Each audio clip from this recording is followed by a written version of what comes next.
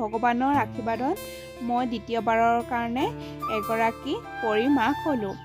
তাই বৰ্তমান এপলক দুপলকে ডাঙৰ হৈ 4 মাহ চলি আছে আৰু তাইৰ লগত থকা হস্পিটেলত ফটোবোৰ, বাহিৰলৈ উলিওৱা নিয়ম আৰু শুদ্ধিকৰণৰ ফটোবোৰ এই ভিডিঅ'টোতে মই প্ৰস্তুত কৰি থৈছোঁ, যাতে তাই ডাঙৰ হ'লে চাব পাৰে।